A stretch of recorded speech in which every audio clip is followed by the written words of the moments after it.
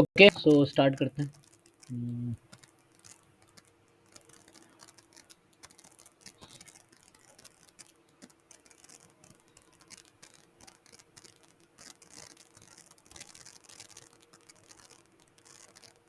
चलिए, तो जिनके जो भी डाउट्स हैं ना, आप ग्रुप में पोस्ट कर सकते हो, कि करके ट्राई करते हैं।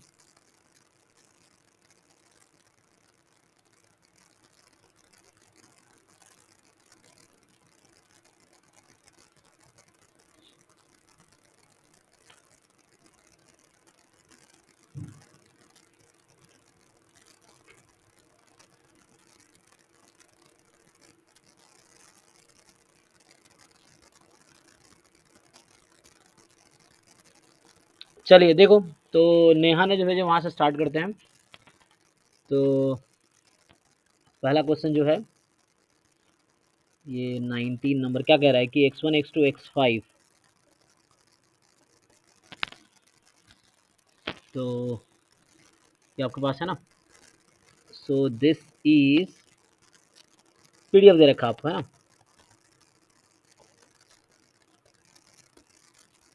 पीडीएफ दे रखा है e की पावर म्यू माइनस एक्स, जब x more than equal to mu है, 0 एंड व्हेन अदरवाइज, है ना।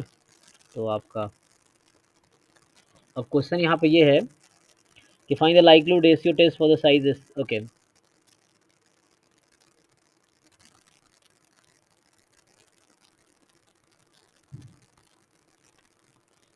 तो आपको एच नॉट दे रखा है mu is less than equal to 1, और h1 है mu is more than 1।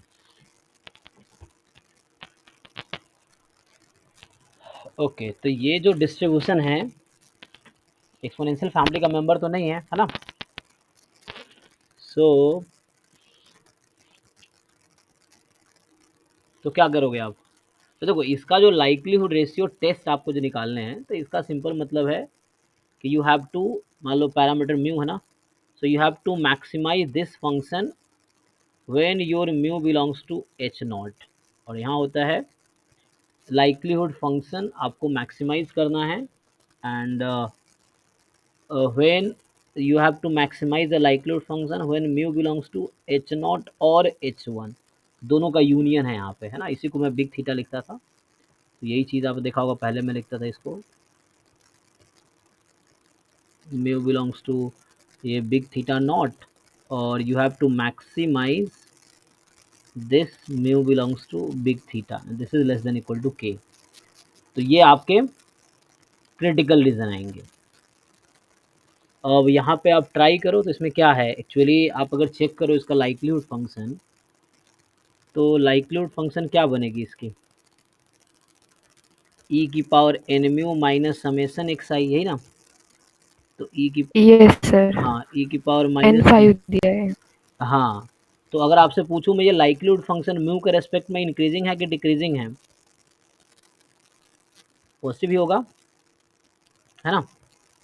Yes, so likelihood function is increasing with respect to mu. ऐसा क्यों चेक कर रहा हूँ मैं, क्योंकि मुझे इस इंटरवल पे मैक्सिमाइज करना है। तो एच नॉट में एक्चुअली म्यू क्या है, माइनस इन्फिनिटी से 1 तक। So what do you think, चूंकि लाइक्लीहुड फंक्शन इंक्रीजिंग है, तो इस इंटरवल में किस पॉइंट पे मैक्सिमम वैल्यू देगी एच नॉट के अंदर, 1 पे। 1 पे। तो ये रिड्यूस हो गया आपका। तो अब ये बिल्कुल वही सिंपल एक क्वेश्चन बन गया जो आप पहले से जानते हैं। So likelihood function 1 over likelihood M L E of mu, mu का एम एल ई यहाँ यूज़ करो आप, और लेस देन इक्वल टू के करो। इससे आया कि नहीं, आप ट्राई करके देखो। तो आपको करना क्या है अब, so likelihood function at 1 upon likelihood, अब एम एल ई क्या आएगा इसका, ये बताओ मुझे आप। यहाँ से एम एल ई निकालो, लाइक्लीहुड फंक्शन ना, फर्स्ट ऑर्डर स्टैटिस्टिक्स X1 आएगा, है ना। हाँ, यहाँ पे मिनिमम ऑर्डर आगे मैं ये स्टैटिस्टिक। लिखता तो ये भी एक्स आई लिखना पड़ेगा मुझे यहाँ पे। तो म्यू की जो वैल्यू है, एक मिनट, सो म्यू की जो वैल्यू है यहाँ पे, म्यू होगा less than equal to, less than equal to first order statistics, तो ये होता। लेकिन इसमें एक्चुअली ये थ्योरम भी होता है कि लाइक्लीहुड ये फंक्शन इंक्रीजिंग है, तो ये कहीं ना कहीं आपको इसका एम ही निकालना है, एम फर्स्ट ऑर्डर स्टैटिस्टिक्स आ जाएगी नहीं, तो आपको ये करना लेस देन इक्वल टू के करो, इससे आ जाएगा आंसर, क्या दिक्कत, पुट करो, जो आएगा वही आंसर है। यहाँ पे के फाइंड करना होगा तो वो कैसे करेंगे? अच्छा ठीक है, देखो मैं पुट करता हूँ, तो अभी आपके पास है तो यहाँ पे क्या आ गया कि एन को 5 रख दिया, तो 5 म्यू को 1 रख दिया, ई की पावर माइनस समेसन एक्स आई अपॉन आप यहाँ क्या करेंगे एल एक्स वन, तो ये आ जाएगा आपका ई की पावर 5 फर्स्ट ऑर्डर स्टैटिस्टिक्स और इनटू में ई की पावर, सर वो न्यूमरेटर में कैसे आएगा? मतलब का रेंज तो 0 to x1 मतलब मिनिमम ऑर्डर स्टैटिस्टिक्स के है ना, तो फिर 1 ही कैसे आएगा? इफ x1 लेस हुआ तो 1 से। हाँ हाँ, तो वहाँ फिर वो उसको उस रीजन को हम लोग तुम देखोगे दो दो टर्म में लिखते हैं, लेकिन क्रिटिकल रीजन इसके हेल्प से ही आएगा।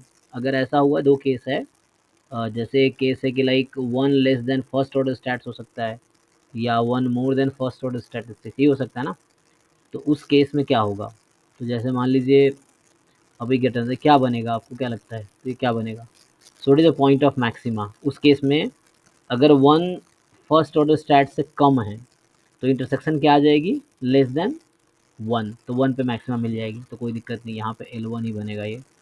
और अगर जब 1 उससे ज़्यादा है तो LX1 बन जाएगा, तो समझो मैं कहना क्या चाह रहा हूँ, जैसे एक इंटरवल है, तो यस सर। अब यहाँ पे mu less than equal to this और mu less than equal to 1, तो इसका इंटरसेक्शन आप लेंगे तो यू नो इंटरसेक्शन होगा लेस मिनिमम ऑफ 1 और फर्स्ट ऑर्डर स्टैटिस्टिक्स।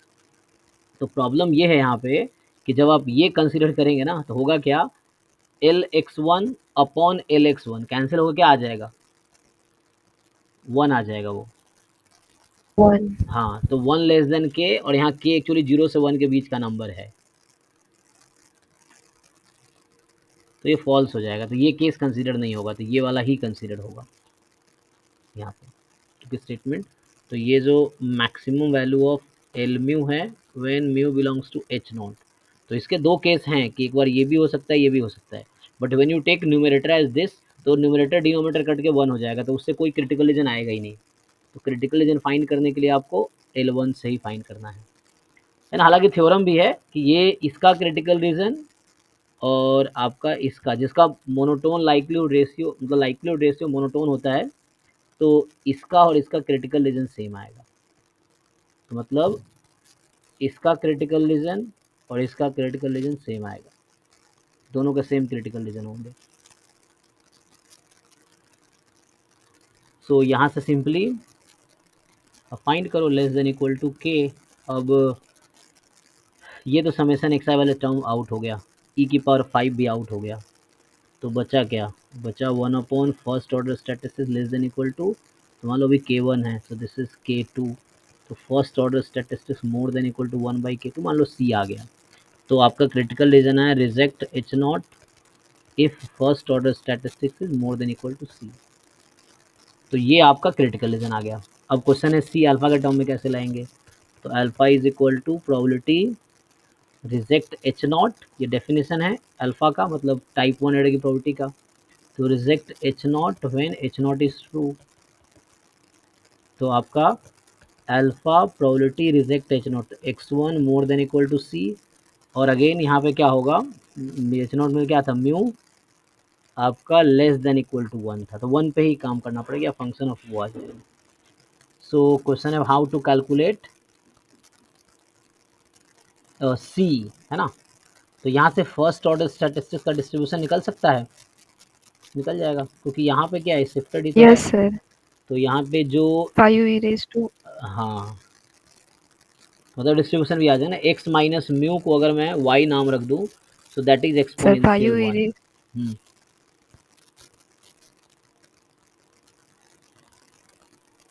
कितना 2 आएगा, ई रेज़ टू -5 y। हाँ, तो उसके हिसाब से आ जाएगा, मतलब एक्सपोनेंशियल 5 आ गया ना, कहने का मतलब ये है, तो यस सर। अब एक्सपोनेंशियल 5 आ गया, तो एक्सपोनेंशियल को आप किस में लिख सकते हैं, तो यहाँ पे C उसके हिसाब से सुटेबल चूज़ करना पड़ेगा, एक्सप्लिसिटली तो नहीं लिख पाएंगे, मुझे लग रहा है कुछ नोटेशन के टर्म में है। नोटेशंस कब है, जब जेड है या टी है या एफ है या काई स्क्वायर है, तब ऐसा हम लोग वो नोटेशन यूज़ करते हैं। अदरवाइज चूंकि ये सब्जेक्टिव क्वेश्चन तब था, तो तब उन्होंने लिखा होगा, तो यहाँ पे अब एक सुटेबल सी चूज करना होगा जिसके लिए प्रोबेबिलिटी अल्फा आ जाए।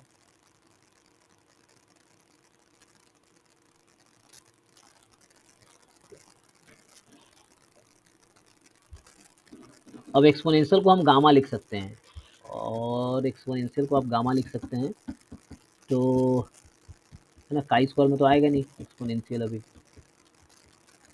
गामा ही है, तो उसके टर्म में लिखना पड़ेगा कि क्या होगा। तो सी कोई ऐसी सुटेबल वैल्यू है जो इसको सेटिस्फाई करे, वही करना पड़ेगा। अब ये है, हालांकि यहाँ पे है ना, यहाँ फिर से अगर फंक्शन आ रहा है तो you have to take the maximum.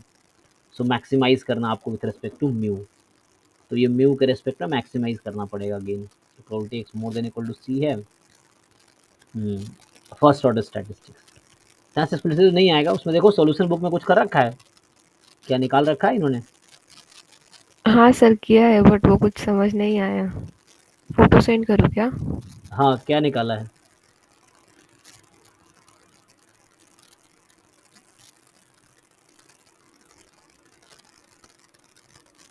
क्योंकि फर्स्ट ऑर्डर स्टैट यहाँ से हम निकाल लेंगे, क्योंकि हमें ये पता है कि दिस इज एक्सपोनेंशियल 1, तो y1 मतलब first order statistics minus mu is exponential 5, है ना, ये थ्योरम है। अब एक्सपोनेंशियल 5 है, तो ग्रुप में सेंड किया है वो फोटो। हाँ देखता हूँ, तो इसमें तो क्रिटिकल रीजन क्या आया, यही यहाँ पे इन्होंने लेस देन इक्वल टू के किया, तो वही क्रिटिकल रीजन सेम आया जो है ना हमारा, क्या आया, ये x1 more than equal to C, तो इनका भी यही आया हुआ है x1 more than equal to, है ना। इन्होंने कहीं ना कहीं उसको, सो दोनों केस इन्होंने कंसिडर किया है, मैंने एक केस कंसिडर किया, दूसरा केस उससे कुछ आएगा नहीं, 1 आ जाएगा बस। तो क्रिटिकल रीजन इससे ही आएगा, तो x1 more than equal to के है। अब इन्होंने क्या किया है, ठीक है, तो अल्फ़ा के लिए उन्होंने पीडीएफ निकाल लिया फर्स्ट ऑर्डर स्टैट्स को, हमें पता है। अब हमें अल्फ़ा बराबर, तो यहाँ तक हमने किया जैसे, अब हमें क्या करना है,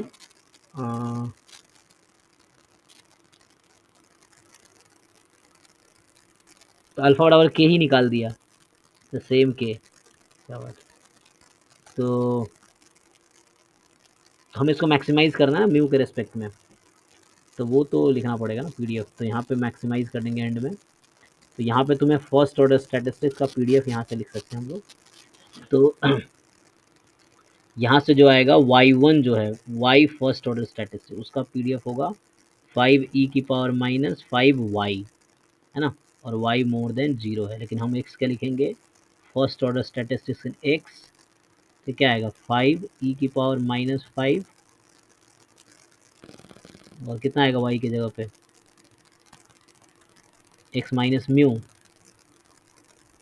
और यहाँ पे x more than equal to mu, ऐसा आएगा देखो।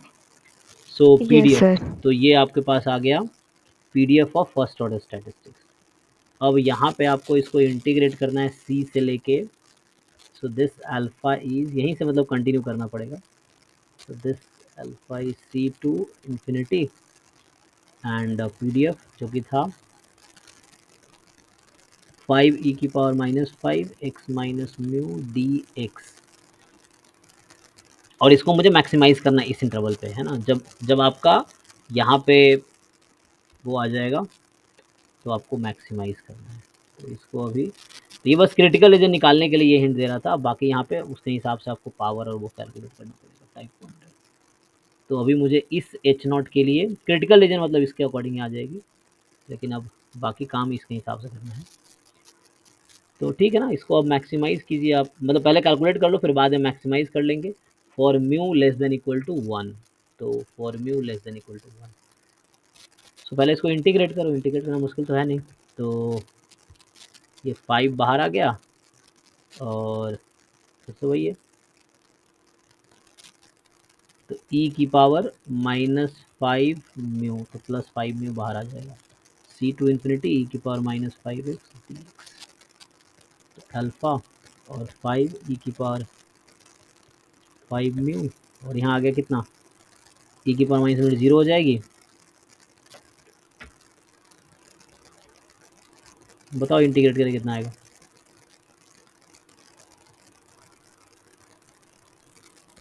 e raised to -5c upon -5, जब 5 कट जाएगा प्लस, है ना, तो ये 5 5 आठ में कट जाएगा, देख लो। तो ये 5 और ये 5 कट गया, तो कहने का मतलब आ गया ई की पावर -5, यहाँ से -5 और कॉमन हो तो सी माइनस म्यू। तो ये आपके पास अल्फ़ा की वैल्यू आई।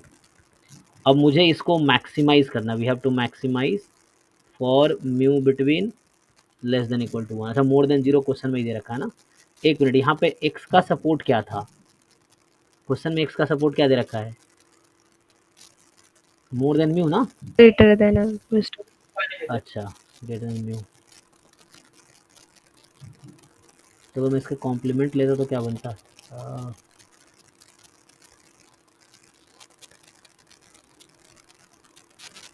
ठीक है, तो यहाँ से क्या आया? अब आप इसको मैक्सिमाइज करो इस फंक्शन को, तो ये है ई की पावर 5c, तो रहने दो -5c एंड ई की पावर 5 म्यू। ये तो इंक्रीजिंग फंक्शन है ना। ई की पावर 5 म्यू, म्यू के रेस्पेक्ट में क्या है? इंक्रीजिंग फंक्शन है। increasing function. तो इसकी मैक्सिमम वैल्यू फिर से इस इंटरवल पे क्या आएगी? ई की पावर -5c, और इसकी मैक्सिमम वैल्यू आएगी जब म्यू की वैल्यू 1 होगी। This one. तो म्यू की वैल्यू 1 होगी तो ई की पावर 5। Minimum with म्यू 0 से 1 में है ना। bit minimum between x1 and 1 आएगी ना। नहीं नहीं, मैं ये बोल रहा हूँ, मेरा एक फंक्शन है 5 ई की पावर 5 म्यू, ये म्यू का फंक्शन है कोई, म्यू के रेस्पेक्ट में। तो ये फंक्शन इंक्रीजिंग है डिक्रीजिंग? इंक्रीजिंग फंक्शन है ना। Yes sir, हाँ, increasing तो है। इसकी मैक्सिमम वैल्यू क्या आएगी, मुझे ये जानना है। तो it is the maximum value of e की पावर 5 म्यू, जब म्यू आपका 0 से 1 के इंटरवल में है। तो इसकी मैक्सिमम वैल्यू क्या आएगी? e raised to 5. हाँ, e⁻5 यहाँ यूज़ किया हमने, ये अल्फ़ा है तो यहाँ से अल्फ़ा आ गया सी के टर्म, मतलब ये सी आ जाएगा अल्फ़ा के टर्म में। तो यहाँ से क्या करूँ मैं, सी चाहिए ना, तो इसको लिख लो चाहे जैसे समझ आ रहा है। ई की पावर -5, ये जस्ट 5 लिख लो, 5 -5c। ठीक है, हो गया। तो यहाँ से सी निकाल लो, तो आ गया तुम्हारे पास, यू टेक लॉग, लॉग ले लोगे।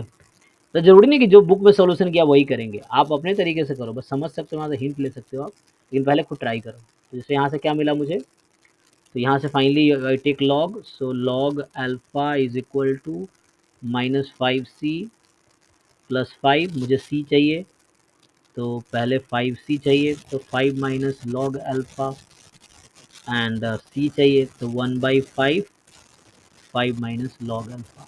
तो अगर मुझे अल्फ़ा गिवन होगा, मान लो अल्फ़ा दे दिया 99% या 90%, 95%, तो उससे मुझे सी मिल जाएगी। तो मेरा क्रिटिकल रीजन फाइनली आ गया, reject H0 if first order statistics is more then this number. इसको ओपन भी कर सकते हो, तो 1 माइनस लॉग अल्फ़ा अपॉन 5 आ जाएगा, तो 1 माइनस लॉग अल्फ़ा अपॉन 5 आ जाएगा। ठीक है, तो ये आंसर है आपका फाइनल, क्या है इनका। Okay sir. इन्होंने मतलब इतना ही है, आगे लिखा होगा ना, लिखा है ना। So x1 more than equal to 1 minus log alpha, ठीक है, सेम ही आया। तो फाइनली आंसर ये है। अब इन्होंने क्या क्या किया है, ठीक है, सब्जेक्टिव क्वेश्चन था, और चूंकि जो ऑथर है वो खुद प्रोफेसर हैं, अमित सर, अमित मिश्रा सर, तो जब ये लोग, क्योंकि ये लोग ट्यूशन पढ़ाए नहीं है ना, तो ये लोग पूरा डिटेल तरीके से लिखते हैं जैसे कॉलेज में पढ़ाते हैं। तो उस तरीके से हम कोचिंग वाले लोग हैं, तो हमारा हम सब वही चीज़ लिखते हैं जिसकी ज़रूरत है।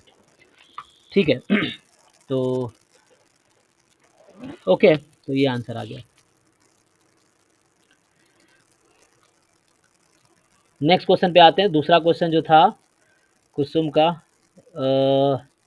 देखो इसमें ये है कि 50 नंबर क्वेश्चन है आपका, कि क्वेश्चन नंबर 50 ये कह रहा है कि x1 x2 की the random sample from the distribution having PDF। So x1 x2 2 ही है ना? सर इसमें डाउट ये है कि ये हाँ। 2 साइडेड है तो mod test statistics should be greater than equal to T not होना चाहिए given theta belongs to H not. नहीं, वो नॉर्मल में होता है, बाकी जगह ज़रूरी नहीं है। वैसा नॉर्मल में होगा। तो यहाँ तो एक्चुअली टेस्ट स्टैटिस्टिक्स दे रखा है ना? शुरू में मैं भी कैलकुलेट कर रहा था इनिशियली, फिर यहाँ देखा ध्यान से क्वेश्चन पढ़ो, लिख ही रखा है क्रिटिकल रीजन यहाँ पे।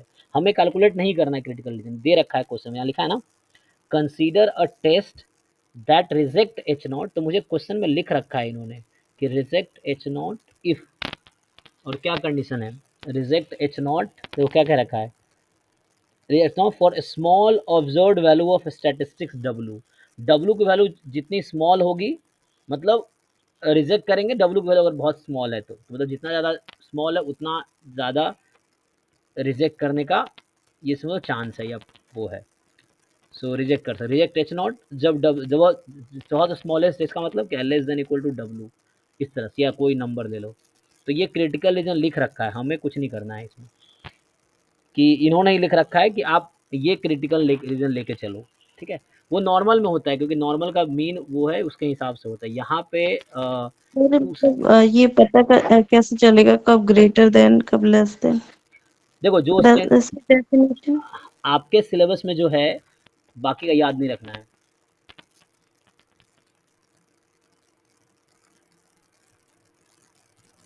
तो इसमें दे रखा हो, कोई दूसरा डिस्ट्रीब्यूशन होगा तो दे रखा होगा आपको, ठीक है ना? तो ये आपको दे रखा होगा।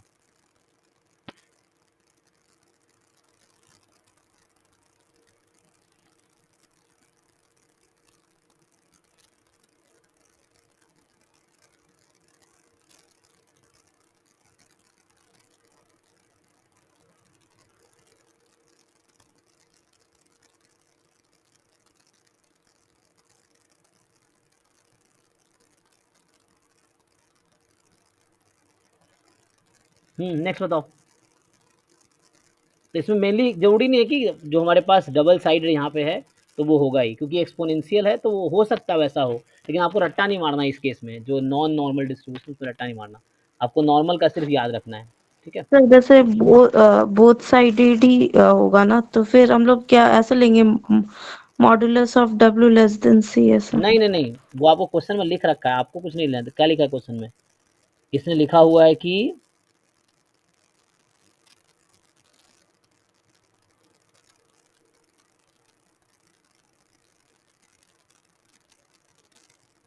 Reject H naught for small observed value of statistics W. तो मतलब ये लिख रखा है कि reject H naught if W is less than equal to C, ये लिख रखा है आपका, ठीक है ना? तो आपको यहाँ पे मॉड नहीं लेना, आप पी वैल्यू निकालना ना, वो क्या निकालना, पी वैल्यू निकालने हैं। तो पी वैल्यू का डेफिनेशन क्या होता है, फॉर्मूला, कि W less then it's observed value. Observed value भी दे रखी है, बताइए डब्ल्यू की ऑब्जर्व्ड वैल्यू कितनी है? मीन के इक्वल है सर। यहाँ पे देखो, नहीं 0 इसमें दे रखा है ना वैल्यू आपकी 0.25 प्लस 0.75 अपॉन 2, तो कितना आ जाएगा ये, 1? नहीं, हाँ सर 1/2 0.5। 1/2 ना, सॉरी। तो यहाँ ये हो गया 1/2 आ गया आपका। So probability x1 plus x2/2 less than equal to 1/2, यही है ना? w क्या है, x1 प्लस x2 है, हाँ। तो यहाँ से आ गया probability x1 plus x2 less than equal to 1। अब x1 आपका एक्सपोनेंशियल थीटा है, जैसे x1 जो है एक्सपोनेंशियल थीटा है, x2 एक्सपोनेंशियल थीटा है, तो x1 प्लस x2 क्या होगा, डिस्ट्रीब्यूशन क्या होता है सम का? गामा हो जाएगा सर। हाँ, गामा 2 कॉमा थीटा हो गया, तो इसका पीडीएफ लिख लो। तो इसके हिसाब से जो पीडीएफ आएगी, तो 1 अपॉन है ना गामा 2 और ये थीटा की power 2, so 1 upon gamma 2 theta की पावर 2 और x to the power 2 minus 1 1 मतलब 1 और ई की पावर और e to minus, the power theta है। हाँ, तो इसको हाँ इंटीग्रेट कर लो आप। तो इसको आप इंटीग्रेट सर करो। रैंडम सैंपल हमेशा इंडिपेंडेंट होगा? जी जी जी, रैंडम सैंपल का डेफिनेशन ही है कि वो आईआईडी होगा। ठीक है सर। हाँ सर कर लेंगे, वो वही डाउट था कि क्या लेना है रीजन, क्रिटिकल हाँ, रीजन। तो हमें देखो हर डिस्ट्रीब्यूशन का याद नहीं रखना है कि ये इसके केस में ये रहेगा। हमें जो सिलेबस में है, सिलेबस अगर आप देखोगे उसमें सिर्फ नॉर्मल का है, तो हमें सिर्फ नॉर्मल का याद रखना है, ये चीज़ है।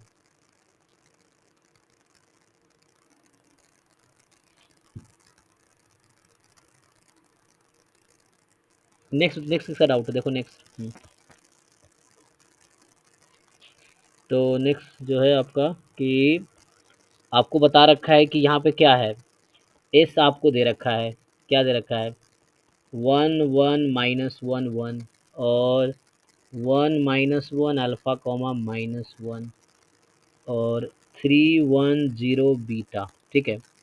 अब ये कह रहा है कि this be the set of vectors over R, तो वैक्टर है मतलब फील्ड आर है। अब पूछ रहा है आपसे क्या कि कब डिपेंडेंट है कब इंडिपेंडेंट है। सो देखो अब इसमें कई सारे अप्रोच हैं। एक अप्रोच तो ये है कि जैसे तुम डेफिनेशन से जाओ, तो डेफिनेशन थोड़ा टाइम टेकिंग हो जाएगा नहीं, क्योंकि उसमें क्या करना पड़ेगा तुम्हें, क्योंकि है ना ऐसे ही मान लो ये सब्जेक्टिव क्वेश्चन है, किसी ने सब्जेक्टिव ऑब्जेक्टिव बना दिया, जैसे मान लो अब ऑब्जेक्टिव तो बना दिया क्योंकि ये बुक में एग्जाम्पल रहता है या एक्सरसाइज रहता है। अब यहाँ पे पुट कर दिया तुमने, लेकिन तुम्हें अब चेक करना पड़ेगा कि लाइक वो मान लो इसका नाम मैं ऐसा रख दूँ, अभी ये है V1 V2 V3 मान लो ऐसा है। सो C1 V1 C2 V2 C3 V3, तो याद ही है 0। अगर यहाँ से C1 is equal to C2 is equal to C3 0 आया तो हम बोलेंगे लीनियरली इंडिपेंडेंट। ये डेफिनेशन है लीनियरली इंडिपेंडेंट का। और अगर बाकी कोई भी एक नॉन जीरो आ गया तो आपको पता ही है इनमें से, है ना, और एक कोई भी एक नॉन जीरो आया तो वो डिपेंडेंट होगा। अब मुझे इस बोला है क्या, पहला ऑप्शन जैसे है कि लीनियरली डिपेंडेंट है जब अल्फा 2 होगा। तो देखो लीनियरली डिपेंडेंट है जब अल्फा 2 होगा, तो देखो इसको तुम डिटर्मिनेंट से भी कर सकते हो। अगर तुम चाहो तो मैं इसको डिटर्मिनेंट से करके देखते हैं। देखो तो इससे क्या करो, एक तुम मैट्रिक्स बना लो, लेट से एक डिटर्मिनेंट बना लो या मैट्रिक्स बना लो, कोई बात नहीं। मैट्रिक्स एम बना लिया, क्या क्या 1 1 -1 और 1 1 अल्फ़ा -1 और क्या है 3 1 0 बीटा, ठीक। मैंने क्या किया, एक मैट्रिक्स बना लिया। तो रैंक मैंने पढ़ाया था, रैंक यूज़ करता हूँ, मतलब बहुत सारे अप्रोच है। तो ये तो डेफिनेशन था, ये भी कर सकते हो तुम, बट इसमें टाइम लगेगा। या इसमें ये भी होता है, ये नहीं करना हो तो एक आसान तरीका होता है, any one vector is the linear combination of the other two, तो उससे भी हो जाएगा कि लाइक फॉर एग्जांपल 1 1 -1 1, अगर इसको तुम लिख सकते हो अल्फ़ा 1 टाइम या C1 time this plus C2 time this, इस तरह से। तो C1 time this plus C2 time this, तो उससे आपका आ जाएगा।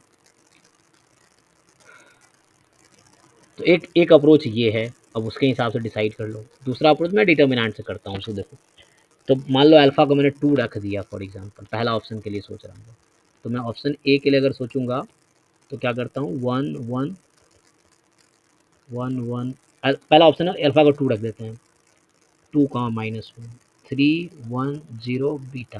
अच्छा ये बताओ इसका ऑर्डर कितना है, अभी 4 क्रॉस 3 है, तो इस मैट्रिक्स एम का रैंक क्या हो सकता है, मैक्सिमम क्या हो सकता है रैंक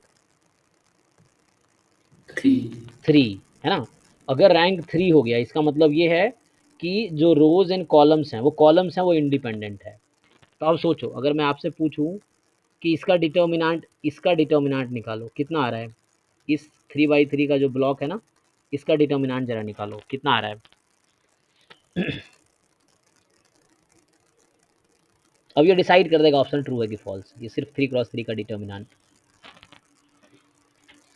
और आपको पता ही है कि अगर डिटर्मिनेंट मान लो नॉन जीरो आया, इसका मतलब इसका रैंक कितना है, इस मैट्रिक्स एम का रैंक कितना हो जाएगा, डिटर्मिनेंट नॉन जीरो आ गया 3 है ना, ये हमने पढ़ा है, रैंक 3 हो जाएगा। और रैंक 3 हो जाएगा इसका मतलब क्या है कि तीनों वेक्टर इंडिपेंडेंट है। तो आप चेक करो जीरो आ रहा है कि नॉन जीरो आ रहा है, और अगर इक्वल टू जीरो आ गया तो इसका मतलब रैंक एम लेस देन 3 है, और इसका मतलब हो जाएगा कि ये है ना, तो डिटर्मिनेंट एम, और इसका मतलब हो जाएगा कि एस जो है लीनियरली इंडिपेंडेंट है, इसका मतलब होगा एस लीनियरली डिपेंडेंट है। तो ऐसे आ जाएगा आपका नॉन जीरो है सर। नॉन जीरो है, तो इसका मतलब तो पहला ऑप्शन क्या बोल रहा है, डिपेंडेंट, लेकिन हमारा तो इंडिपेंडेंट आ गया, है ना। क्योंकि डिटर्मिनेंट नॉन जीरो है तो लीनियरली इंडिपेंडेंट हो जाएगा। लेकिन ऑप्शन कह रहा था कि क्या हो जाएगा, ये डिपेंडेंट हो जाता, गलत कह रहा है मतलब। चलो पहला ऑप्शन फॉल्स हो गया। बी ऑप्शन को सोचो, बीटा को 1 रख, बीटा 1 नहीं रखना है। अच्छा तो एक काम करो, अब तुम फिर से ये एम लिखता हूँ मैं बीटा सेकेंड ऑप्शन के लिए, या पहले फोर्थ वाला देख लें, बात बराबर ही है। The set is linearly dependent if both alpha is 2 and beta is 1। The set linearly dependent हो जाएगा अगर अल्फा 2 है बीटा 1 है। तो अल्फा अगर 2 है, मैं देखो नंबर सही सही लिखे ना सारे, तो अल्फा को 2 रख दिया तो मुझे पता चल गया अल्फा 2 है तो इंडिपेंडेंट है। तो बीटा 1 रख के कोई इफेक्ट करेगा क्या? बीटा तो कोई इफेक्ट नहीं करेगा। तो डी वाला तो गलत ऑप्शन होना चाहिए, क्योंकि पहला ऑप्शन कह रहा है ना,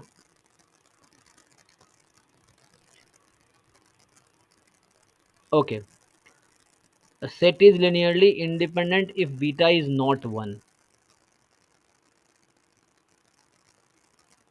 तो इसका रैंक तो मैक्सिमम यहाँ पे, अच्छा ये केस पता क्या है, यहाँ फिर से वो वाला केस बन जाएगा कि लाइक 4 वेरिएबल है 3 इक्वेशन है ना, उस तरह केस आ जाएंगे।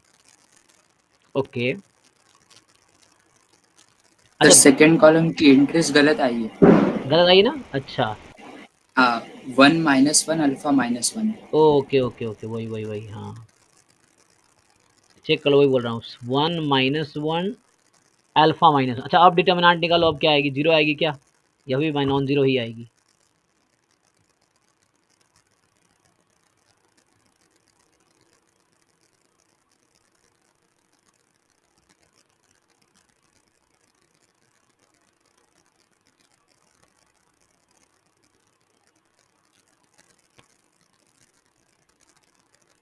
तो देखो इतना तुम अगर इससे नहीं करना हो तो दूसरा अप्रोच ये है, मतलब एक ये भी अप्रोच है, वरना पर तुम्हें अब तो 0 है।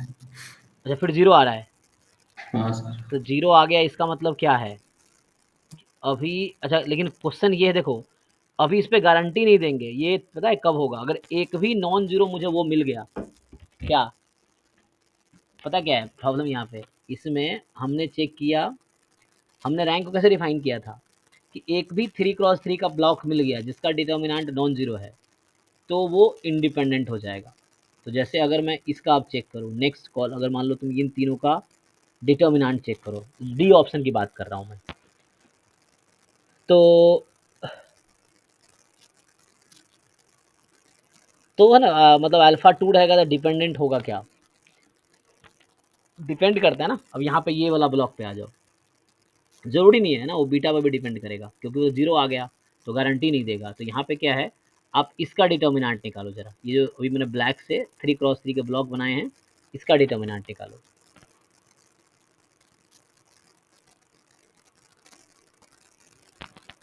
ये बीटा के टर्म में कुछ आएगा, है ना,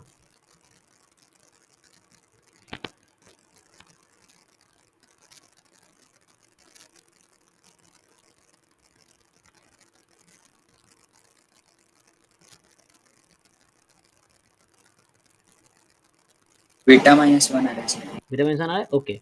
तो इसका मतलब ये देखो पहला ऑप्शन भी ये हो गया, डिटर्मिनेंट आपका 0 हो गया। तो देखो 0 हो गया तो कोई गारंटी नहीं है, लेकिन अगर नॉन जीरो होता तो गारंटी होता कि ऑल आर इंडिपेंडेंट। क्यों? क्योंकि जो रैंक का कॉन्सेप्ट होता है, देयर एग्जिस्ट 3x3 सब मैट्रिक्स, अगर उसका डिटर्मिनेंट नॉन जीरो है सो मीन श्योर है कि रैंक 3 है उसका, और रैंक 3 होने का मतलब वो 3 कॉलम्स वो इंडिपेंडेंट है। अभी आपने बी ऑप्शन की मैं डी अभी बात कर रहा हूँ, डी ऑप्शन की, या उसी इसके साथ बी डी दोनों सॉल्व हो जाएगा। अच्छा हो तो गया, ए सी इसी में आ जाएगा और इसी ऑप्शन में, और बी डी इसी में आ जाएगा, एक साथ आ जाएगा। तो हमने एम का डिटर्मिनेंट नहीं निकाला, एम का नहीं, इसमें मतलब ब्लॉक्स का, एम का तो निकाल नहीं सकते क्या लिखें। तो लाइक हमने एक सब मैट्रिक्स बनाए थे, और सब मैट्रिक्स का डिटर्मिनेंट है ना, कोई नया नाम दे दो, ए बोल दो, वो नॉन जीरो आएगा तो ऐसा। अब यहाँ पे एम का नहीं, एक सब मैट्रिक्स का आपने डिटर्मिनेंट निकाला, उसका नाम कुछ बी डाल दो, और वो क्या आया, बीटा -1 है। अब सोचो ये नॉन जीरो कब होगा, जब बीटा नॉट इक्वल टू 1 आएगा, राइट।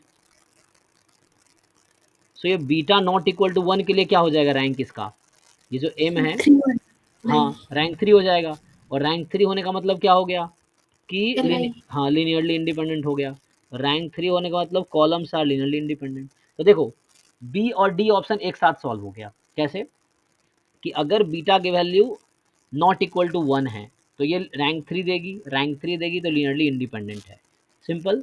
तो इसीलिए ऑप्शन डी आपका ट्रू हो गया अब, ठीक है, क्योंकि पहले एंट्री मैंने गलत लिखी थी शुरू में, है ना, इसलिए वहाँ प्रॉब्लम आ रहा तो इनिशियली। तो यहाँ -1 है तो डी ओके है। अब सी कह रहा है कि सेट लिनियरली इंडिपेंडेंट अगर अल्फा 2 नहीं है। तो देखो यहाँ पे अल्फा को 2 रखा आपने और डिटर्मिनेंट क्या आ गया था 0 इस वाले का। अगर अल्फा 2 नहीं होगा तो डिटर्मिनेंट नॉन जीरो आएगा, और अगर नॉन जीरो इस ब्लॉक का डिटर्मिनेंट आ गया इसका मतलब ये हुआ कि इसका रैंक फिर से 3 है, और रैंक 3 है इसका मतलब कि कॉलम्स इंडिपेंडेंट है। तो बी ऑप्शन है। तो हो गया, 2 बार में ही सॉल्व हो गया। देखो भाई जिनका डाउट था समझ आया कि नहीं कुसुम? आगे सर हाँ सिंपली आप देखो रैंक निकाल से रैंक से देख लो, अगर रैंक 3 आ गया तो इंडिपेंडेंट है। तो बस ये रैंक एक बार 3x3 का सब ब्लॉक लिया, एक ये 3x3 का ब्लॉक लिया और उससे ही क्लियर हो गया। तो ये ओके है, क्वेश्चन में सही ऑप्शन है। हाँ लीनियर कॉम्बिनेशन वाला जो ऊपर बता रहे थे उसमें कांस्टेंट 2 आ जाएगा ना, मतलब C1 C2 कोई दिक्कत नहीं है। तो चार और चार इक्वेशन बनेंगे तो आपके पास 4 वेरिएबल बनेगा वहाँ पे। अगर आप सॉल्व करोगे तो उस मेथड से अगर करोगे, डेफिनेशन से आप जाओगे तो आप ये यहाँ लिख रखा है ना C1 C2 और बीच में लिख दो 1 -1 अल्फा -1 और यहाँ हो गया 3 1 0 बीटा। तो यहाँ आपके पास 4 इक्वेशन बनेंगे, तो 4 अननोन है, सॉल्व कर लो। तो उसी सिचुएशन में डिफरेंट तो ये एक साथ ही सॉल्व हो जाएगा, चारों ऑप्शन आ जाएगा इससे। आप सॉल्व करो इससे, देखो 4 इक्वेशन बनेंगी। पहली इक्वेशन बनेंगे 1 बराबर C1 + 3C2, C1 + 3C2 इस तरह से एंड सो ऑन। 4 इक्वेशन बनेंगे, 4 उन्होंने सॉल्व करो और उसके हिसाब से ऑप्शन देख लो आप डेफिनेशन के हिसाब से। अगर C1 C2 0 ही आ गया तो इसका मतलब है लीनियरली इंडिपेंडेंट है। अगर C1 C2 कोई नॉन जीरो आ गया, एक भी C1 इज नॉन जीरो और C2 इज नॉन जीरो, तो क्या हो जाएगा लीनियरली डिपेंडेंट। और इसको सॉल्व करके देखो, आपको समझ आएगा, नहीं तो फिर बताओ मैं आगे करता हूँ। 4 इक्वेशन बनेंगे, पहले सॉल्व करो, चारों की वैल्यू निकालो और फिर ऑप्शन के हिसाब से डिसाइड कर लो। नेक्स्ट देखिए, ठीक है। तो सयानी ने जो क्वेश्चंस भेजे हैं, इन्होंने कितने 2 भेजे हैं। तो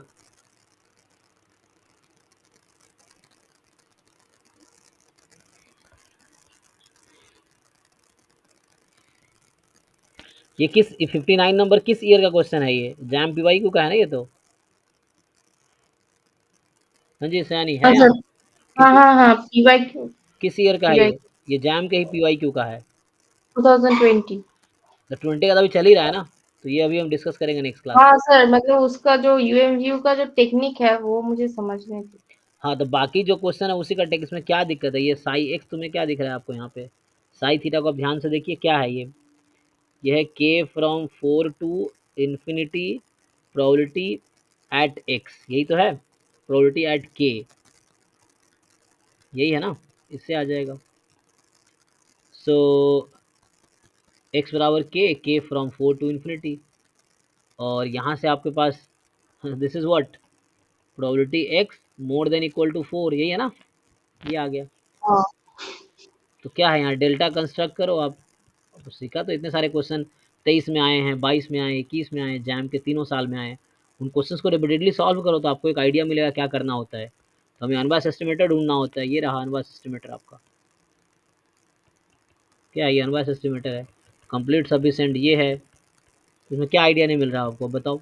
यहाँ से T1 जो हो गया आपका एक्सपेक्टेशन डेल्टा गिवन टी निकालो। ये तो हमने इससे बहुत सारे क्वेश्चन ऐसे किए ना, 2023 में आया है क्वेश्चन, 2022 में, 21 में, अब 20 पे आओ। तो पहले पीछे वाले कॉन्सेप्ट क्लियर कर लो ना पिछले 3 साल के, उस पर ये भी हो जाएगा। अब ट्राई करके देखो, हो जाएगा, कर लोगे आप।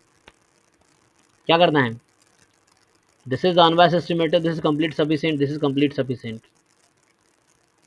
Complete and sufficient. तो आप ये निकाल लोगे या भी करूँ कैलकुलेट में? नहीं सर, निकाल लूंगी। हाँ अब आप ट्राई करके देखो यहाँ से, तो कुछ ना मुझे आइडिया मिलेगा। और टी सैम्पल साइज 2 का है, तो टी ऑलरेडी x1 + x2 है जो कि 5 है, इस तरीके से। तो ये सब 22 के पेपर 22 का भी डिस्कस करेंगे हम लोग। तो बाकी लोग फिर क्या करेंगे? सॉरी 20 का पेपर ना, पहले 21 22 23 का आप अच्छे से कर दो तीनों पेपर ढंग से, तो सब डाउट नहीं आने चाहिए। ये जो 57 है बेस से उनका क्वेश्चन है ये। जो आपने नेक्स्ट भेजा, ये बेस थ्योरम का है, ट्राई कीजिए बेस थ्योरम लगा के। सर बेस थ्योरम लगा के, लेकिन सर ये क्वेश्चन ही समझ नहीं आ रही सर। लास्ट में जो बोला है ना, if a randomly selected printing job completed less than 10 minutes, हाँ, x less then than the 10, given that a conditional is handled by printer 2. हाँ, तो E1 E2 है, प्रिंटर 1 प्रिंटर 2, आपका E1 है प्रिंटर 1, E2 है प्रिंटर 2, इस तरीके से। एंड देखो ना, इसमें दो ऑप्शन है आपके पास, और lab has two printer, printer A, तो प्रोबेबिलिटी ऑफ E1 आपको दे रखा है, probability of E1 is given 40% and probability of E2 is given कितना, 60%। 2%. तो probability of E1 40%, probability of E2 60%। And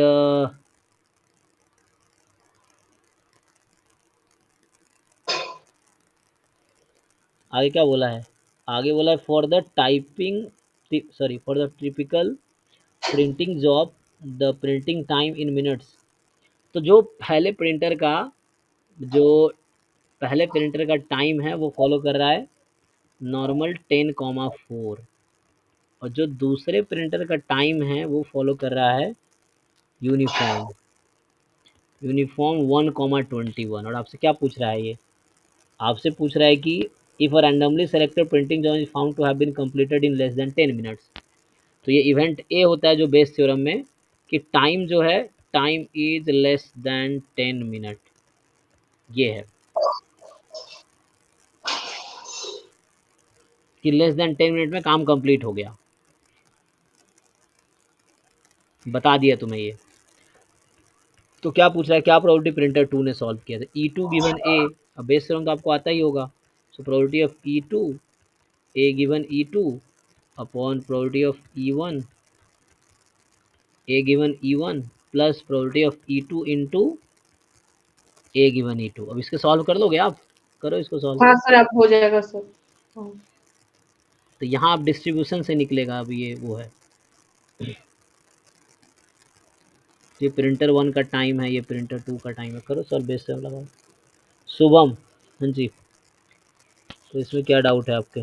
दूसरा क्वेश्चन जो है कि आपको ऑब्जर्व वैल्यू दे रखी है एंड आपको PDF दे रखा है, तो जो fx है आपके पास e की पावर -x और अपॉन में है e की पावर थीटा माइनस e की पावर माइनस थीटा, जब x की वैल्यू माइनस थीटा से प्लस थीटा में है ना, तो कोई बात नहीं, आप इसका लाइक्लीहुड फंक्शन लिख लीजिए, तो ये आ जाएगा e की पावर माइनस समेसन एक्स आई और e की पावर थीटा माइनस e की पावर माइनस थीटा की पावर n, और यहाँ से आ जाएगा एक्स आई जो है more then minus theta less then theta, मतलब यहाँ से ये आ गया कि जो थीटा है more than equal to x i है and minus theta less than equal to x i है ना। So theta more than equal to nth order statistics and minus theta less than equal to first order statistics, ये है। तो क्या आएगा, sir ये वाला स्टेप कैसे हुआ? अच्छा, अरे भाई देखो, इसको तुम लिखोगे जैसे ये है ईच एक्स आई, इसका इसमें बहुत सारी चीज़ें छुपी हुई हैं, इसमें है अच्छा, थीटा, हाँ सर, अरेंज करके, ठीक है ठीक है। थीटा मोर देन x2, ये एक साथ वो बहुत सारी चीज़ें वो ऐसे लिखते हैं, इसका कॉमन सॉल्यूशन लिखना होता है कि थीटा x1 से भी ज़्यादा है, x2 से भी ज़्यादा है, xn से भी ज़्यादा, तो इसका मतलब है xn से ज़्यादा। हाँ यहाँ भी सर। ऐसे ही है, थीटा x1 से ज़्यादा, x2 x3 सबसे, तो ये हो गया। तो यहाँ से अब आपके पास आया, अब इन दोनों का एक साथ आओ, तो थीटा इससे ज़्यादा है तो theta more than equal to nth order statistic, minus से मल्टीप्लाई कर दो, theta more than equal to minus first order statistic. अब थीटा इससे भी ज़्यादा है और इससे भी ज़्यादा है, so theta more than equal to क्या, इन दोनों के मैक्सिमम से। या आपको अगर आगे नहीं जाना तो यहीं पे स्टॉप हो जाओ, वैल्यू निकाल लो। देखो ऑप्शन देखो एग्जाम, उसमें क्या दे रखा है आपको, आप अगर देखोगे तो आपको दे रखा है इन्होंने, एमएलई पूछ रखा है ना, तो यस। इसके बारे में चेक करो आप, तो इसको आप अगर डिफरेंशिएट करोगे ना, सो एल डैश थीटा जो आएगी, क्या आएगी, इंक्रीजिंग फंक्शन होगी, इंक्रीजिंग डिक्रीजिंग चेक करो, डिक्रीजिंग आएगा शायद, ये थीटा यहाँ से ये एक्शन था, तो ये आ जाएगा maximum of nth order statistics और minus of first order statistics. ये देख लो क्या किया मैंने, थीटा nth ऑर्डर स्टैटिस्टिक्स से भी ज़्यादा है और माइनस ऑफ फर्स्ट दोनों से ज़्यादा है, तो इन दोनों का ठीक है ना, theta more then x1 theta more then x2, तो theta more then maximum of maximum both, of तो वही किया, मैक्सिमम दोनों कर दिया। अब ये मैं बोल रहा हूँ लाइक्लीहुड फंक्शन ये आ गया ओवर दिस इंटरवल, ये आपका इंटरवल है, तो ये लाइक्लीहुड फंक्शन है और इंटरवल आया this one, maximum of nth order statistics minus first to infinity. अब मैं बोल रहा हूँ ये चेक करो, ये like L dash theta negative आएगा, हाँ चेक करो डिफरेंशिएट करके, क्यों, क्योंकि 1/, हाँ एक्स का डेरिवेटिव माइनस निगेटिव आएगा। इसका क्या मतलब हुआ, लाइक्लीहुड फंक्शन नेगेटिव है। देखो जब भी सपोर्ट पे डिपेंड कर रहा है आपका एक्स आई, अगर एक्स आई आपके सपोर्ट पे डिपेंड कर रहा है, इसका मतलब क्या है कि यहाँ से एम आ जाएगा इंटरवल से,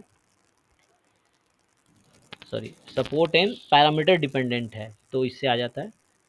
तो अगर कोई फंक्शन डिक्रीजिंग है इस इंटरवल पे तो मैक्सिमम वैल्यू किस पॉइंट पे मिलेगी, तो इधर लेफ्ट वाले साइड पे। हाँ मैक्सिमम जब लेफ्ट साइड पे, तो आपका ये आ गया maximum of nth order statistics या minus of first order statistics. अब आपको इसी की वैल्यू चाहिए, अब डेटा पॉइंट देखो आपने क्वेश्चन में, जो आपको डेटा पॉइंट दे रखा है इन्होंने वो कुछ ऐसा है कि x1 है आपका -2, x2 है आपका 1, x3 है आपका 3 और x4 है आपका -4, ठीक। Yes sir. तो इसमें आप बताओ पहले मुझे कि nth ऑर्डर स्टैटिस्टिक्स की वैल्यू क्या आएगी, हाईएस्ट कौन सबसे सा है, बड़ी वाली तो सर 3 है। 3 है, हाँ, और फर्स्ट ऑर्डर स्टैटिस्टिक्स की वैल्यू क्या है, सर -4। -4।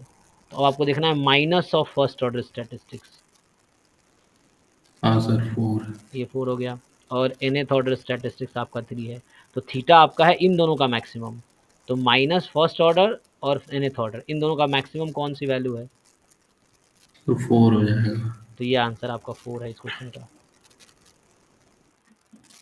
तो ये माइनस ऑफ x1 वही नहीं हो पा रहा था। ठीक है ना, सही है, पीवाई को ढंग से सिलेबस और पीवाई को ढंग से रिवाइज कर लो, और हो गया ख़त्म डाउट, और किसी के हैं बच्चे,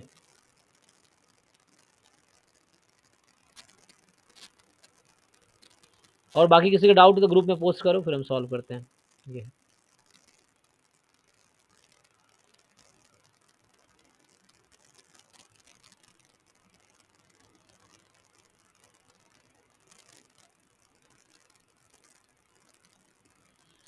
ठीक है, अगर डाउट नहीं है तो फिर स्टॉप करते हैं, अगर है तो भेजो ग्रुप में ये। लगा के पूछूंगा सर नेक्स्ट टाइम पे। हाँ कोई नेक्स्ट डाउट क्लास में फिर देखते हैं, चलो तो अभी के लिए यहीं ठीक। स्टॉप करते हैं, थैंक यू, गुड नाइट।